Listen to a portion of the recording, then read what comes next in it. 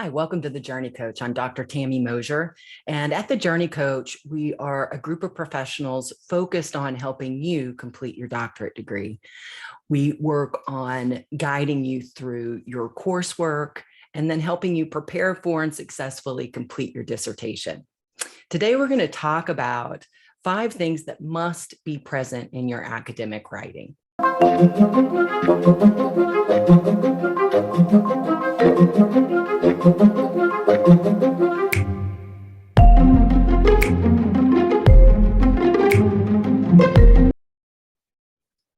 All right, let's get started.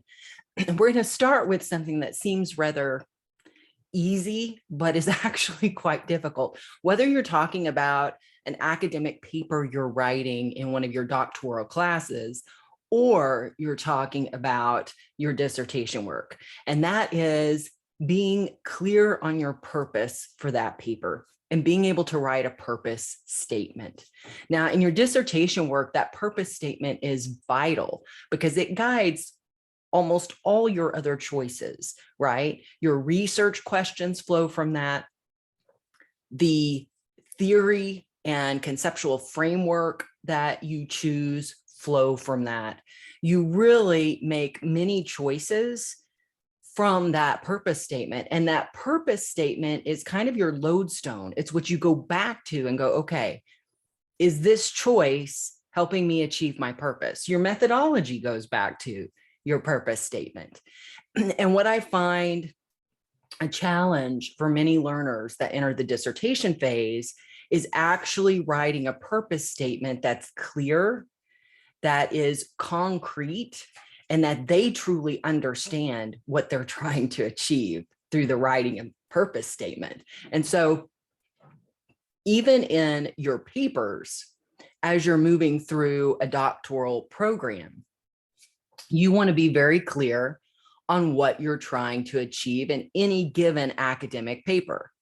Now, often you'll be given an outline, you're given instructions on what you're supposed to achieve, but interpretation of that in terms of the fine points are left up to you. And this is an opportunity to practice your purpose statement and writing that. And if you'll do that throughout your doctoral work, you actually get much stronger in terms of being a writer when you get to your dissertation phase and being stronger at academic writing because you know what you're trying to achieve with that paper. So that's one. Okay, so let's go on to number 2, which is a logical flow for your academic writing. And this really comes down to a few different things, right? It's moving from point to achieve your purpose, to know what you need to achieve throughout that paper, what points you need to support through evidence, and what points you want to argue that based on your knowledge and the evidence you've provided, you actually are saying, here is what this means in the context of my purpose for my paper. This is also a skill you practice and you hone over time. So starting with your academic papers in your coursework, building that skill, and then getting to the point where when you hit your dissertation, you're better at it. This is really needed and necessary. Now, this is where I'm going to make the recommendation that even if you don't like outlines, you start to use them.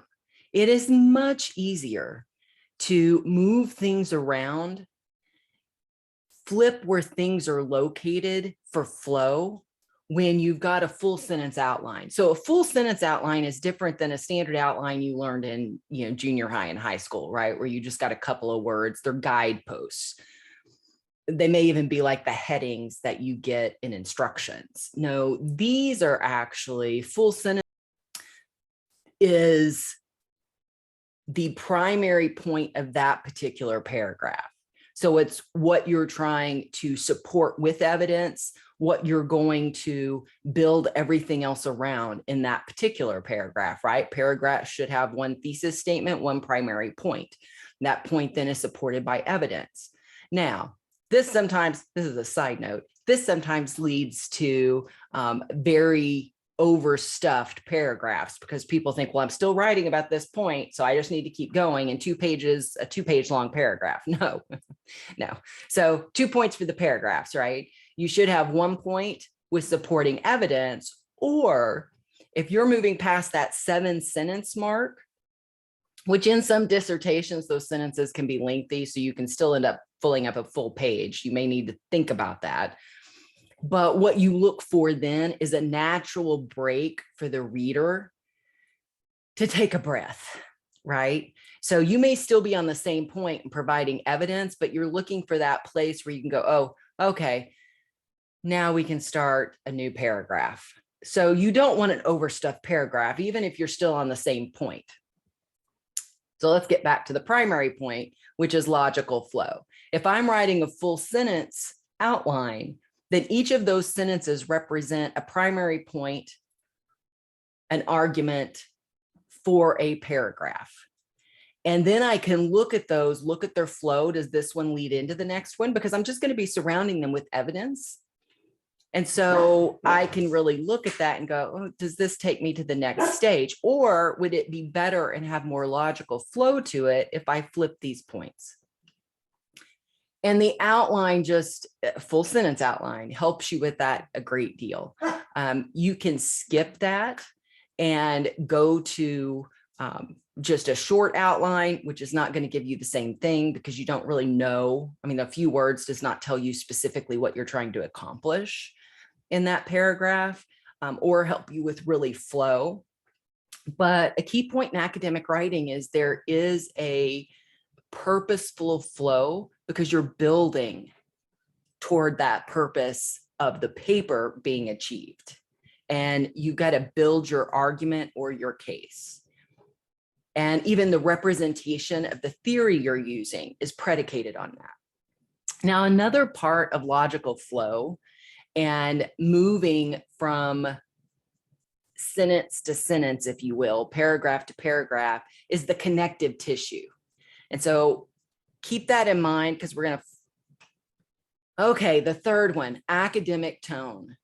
This is too informal. Don't use informal language.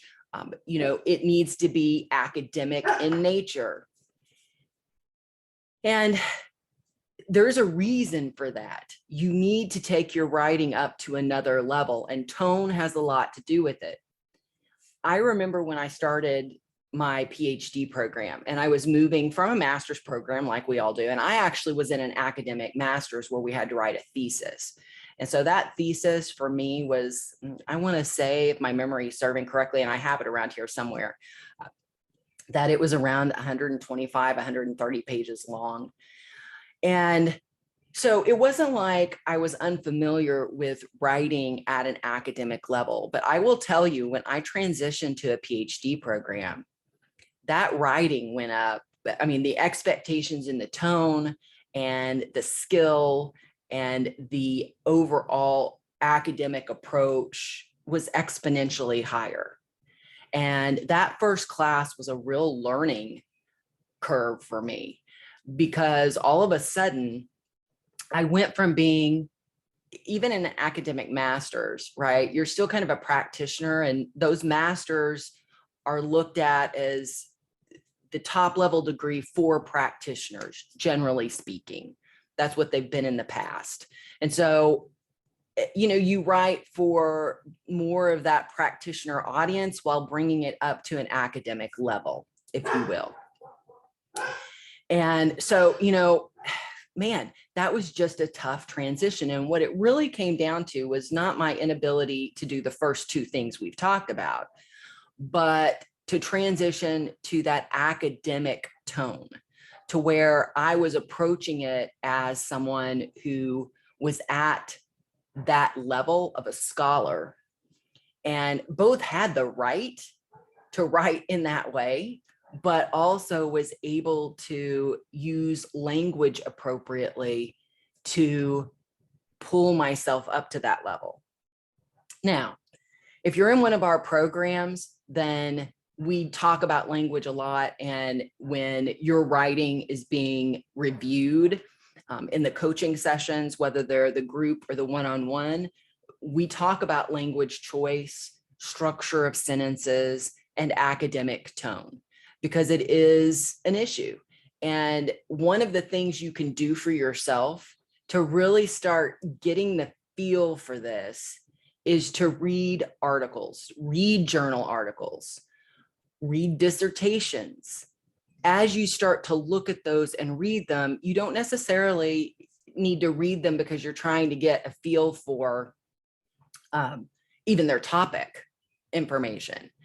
It's more about you're starting to try to get a feel for the academic tone. Now, you have to be careful about what you choose here, because you need to choose journal articles, peer-reviewed articles, articles that are research oriented for them to be academic. If you're going to read an academic blog that is someone with a PhD or a doctorate who's actually writing not for an academic audience, but is writing more for relationship building and transfer of knowledge to a practitioner base, that academic tone may not be there at all. Just because someone who is writing has a PhD or a doctorate does not mean they're writing with a doctorate level academic tone, a scholar's tone. I see this in the stuff I write for the accelerator. I'm not writing to you as a scholar. I am writing to you as someone who's trying to help you with this next concept so that you can translate it into what you're doing to get the result you need. And therefore, I'm not writing at that level. It's at a, I hate to say lower level, because that makes it sound like it's not as useful.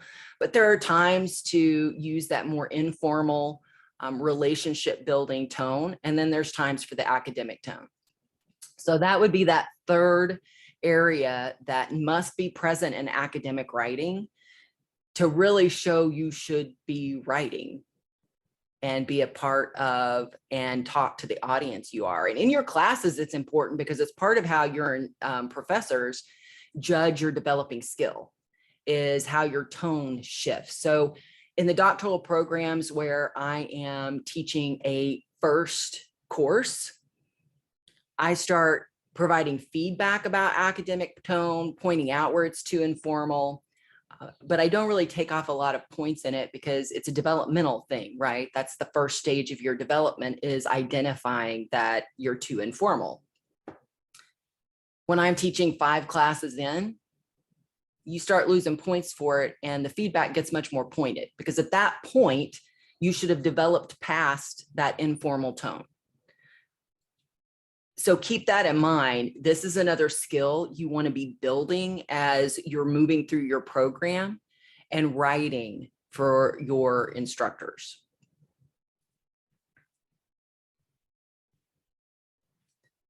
Okay, this next one is also something that is a transition, right?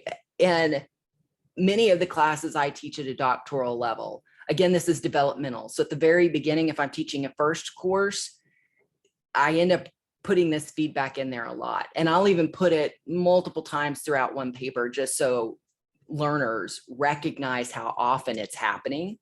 But if I'm in the 5th or the 8th course, if I have to say this in feedback, I'm like, really, dude or dudette? I'm a child of the 70s and 80s. I'm looking at that going, no, that is not what should be happening. So this one connects to making your case and using references and what we know through the scholarship of others, right? And this is the feedback you would see from me. How do you know? You're making a statement and writing as if this is common knowledge, and it's not common knowledge. This is something that has been proven or disproven, or there's debate on, or there's some body of evidence for. And in order to make the statement you are making, you need to be able to reference that work. And many times students make statements of fact when they have not built up, nor do they have any support behind that, and move after it to say, no, really, this is how we know that. Because we have this study and this study and this study and this found this. And that's a real flaw in your academic writing. You cannot make statements of fact as if you are the authority or as if it's common knowledge and everybody knows that's true. Now, part of this is when you are a practitioner moving into a doctorate that is scholar practitioner oriented, or a PhD program, but you are a professional who's advanced in your career and you may be pretty high up on the chain. So you may have been in leadership for 10 or 15 years. You may be in a C-suite position. You have so much experience in what you do that you just know these things and hold them as true. And your evidence is because of the environment in which you've worked and what you've seen to be true over and over and over in practice. That's not evidence. That's not academic evidence. That is your knowledge or belief about causality, maybe. But if you haven't done any research surrounding that, you may not be accurate in your view of that particular factor and how it works and what the levers are and causality and those types of things. You don't know, you just think you do. And in academic writing, the how you know that is vital to explain and explore. And because of that, many times you will get feedback from me like, how do you know? Right? There should be support for this. You've got to build a case for this. And you need to use evidence and references to power up your writing and show you understand the knowledge base that exists. And that's part of what you're doing is proving you're not. Now, I just said you've got to make sure that you're actually providing evidence. And now I'm going to flip on this a little bit and say you also need to prove your authority. And that means something that learners who are particularly trying to make the shift between writing as a practitioner and just using what they believe to be true because of experience versus the evidence and the scholarship and the research we have available to us. And you'll often hear in a doctorate program, even up to the end of your dissertation, what you believe doesn't matter, right? It's you are identifying the knowledge base that exists and what we know, and you're identifying that gap in a PhD program, generally speaking, and then filling in the blanks. So for your academic writing to be at the level it needs to be, you also need to show authority. This does not mean saying, I've been in this industry for 20 years and this is just the truth of it. No. What this means is you're not writing a book report. And this is the other kind of danger learners fall into when they're starting to learn how to do this and bring their academic writing up. You're using evidence to make a point, but then you're also going to use that evidence and build an argument or a case. And so you may use 4 or 5 studies to then move us into a new way of looking at that evidence. Supposition or a argument that it means something specific when you look at it in its totality. And this is beginning to make that transition from, I can just do a book report and say, well, this article said this, and this article said this, and then this article said this, and then this article said that, which is really kind of an annotated bibliography. And what I'll often find is in papers, it's just an annotated bibliography, an annotated bibliography, an annotated bibliography stacked on top of each other in paragraphs. And that is their view that they're academically providing evidence. No, this is about crafting an argument, crafting the support, having complex sentences that are using multiple pieces of evidence and bringing together this more finessed view of what we know to create a picture of something you want people to see, and showing I am an expert enough to be able to craft this for you. So now you can see this in a new light, in a different way. And I'm leading you toward what I believe to be true about what this says, or toward the purpose of my overall paper, or I'm building an argument on why the research I'm fixing to do, or I'm telling you about, is necessary because we need to explore this. I believe that this evidence all gives us this outcome. Well, now this research is going to fill that gap of how these connect. And there can be many other ways or reasons for doing this, but that's part of what you're doing with your academic writing, right? You're starting to build your own expertise and voice of authority. And this is looking at what you're seeing others write about. Now, it's not taking it out of context and using just a one sentence explanation of a complex article to pull it out of context and then make it fit what you want it to fit. Sometimes being a voice of authority is also being able to say, here's my argument and here's the evidence that I'm using to support my argument, but here would be the counter argument to that. Here is the flaw in my reasoning and view of this evidence. Someone could take the opposite, and you're able to point that out in your writing. That is also building a voice of authority. So if you start to build the skill in these 5 areas, and you recognize that all 4 of these are necessary in academic writing, you need them. If any of these areas are missing, then you really put yourself in a position where you're not as strong of an academic writer, and your academic writing gets called into question. You're going to get questions about your skill because there's not flow. I mean, if we just go back to the second point in logical flow, if the flow isn't logical and you're not building to the point and you're jumping around from thing to thing, that means whoever your reader is cannot follow you to get to your point. And that's not good for you. I will occasionally have a learner want to argue that something is present in the paper.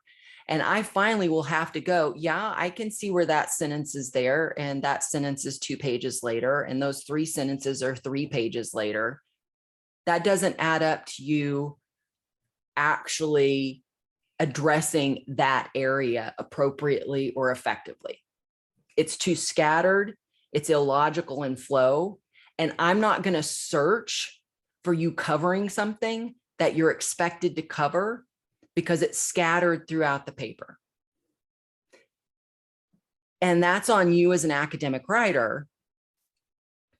You need to be able to do that. First, we need the clear purpose statement so we actually know what we're trying to achieve in the writing. Then we need to tackle flow and make sure we have a logical flow that builds toward our purpose, and that everything we should be covering is covered well. Then we need to move to our academic tone and really comb through and make sure that we're using an academic tone and not an informal or practitioner-oriented tone. Then you need to power up your writing through use of references and build evidence to support the points you're trying to make. But we're not flipping over into a book report format, because we do also, as our 5th area of academic writing, need to make sure that we are building our voice of authority and using that evidence to build toward our particular view. So I hope you found this helpful. None of these things are like, oh, I can just go do this now. Each of them are things that you need to work on and start to build into your academic writing. But if you're struggling with writing in your courses and you get a lot, this is not at the doctoral level of writing, one or more of these 5 areas are more than likely part of your problem. And so sitting back and thinking about these and then looking at what you're producing can be very helpful in starting to nail down what a professor may mean by this is not at the doctoral level of writing. This is not academic enough to be at this level. And if you'll take this seriously from the very beginning, even if professors have been letting you off the hook, and in other words, they're searching for the elements that are supposed to be there. They're giving you A's. And I say giving because sometimes they're not earned. Sometimes it is, like I said, if it's that beginning level course, I may not take off points for things. I'll point out that you need to be improving in them. But I realize that from a developmental standpoint, you're starting from scratch in some of these areas. Whereas I don't have that kind of leniency, 5 classes in, 6 classes in, something of that nature. But that can also lead to some complacency of learners, and that because points aren't taken off, they don't take the feedback seriously. And then they get into more and more hot water as they move along. And I've even seen learners get through comps and make it to the dissertation stage. And all of these are issues, which means they're going to spend a lot longer in the dissertation because they're going to just keep getting, edits sent back to them. This needs to be improved. And at that stage, for the most part, unless you're in a program like ours, you're not getting detailed feedback. You're getting, here's what you need to go improve, go figure it out, because you already should know by now. And so this is problematic to some degree if you're not taking it seriously and building these skills as you move through your courses. So as always, if you found this video helpful, please click the like button. Subscribe if you want to be getting alerts when videos are published. And also keep in mind that you can subscribe to the JC Dispatch, which we have a link to in our description. And that actually is sent out at the beginning of the month to give you a list of the videos that are going to be coming out for the month. Also give you information about any kind of unique podcasts we're going to be doing, interviews, webinars, things of that nature. So as always, I wish you the best in your doctoral program, and continue to improve in your writing because it's a skill you can get better at.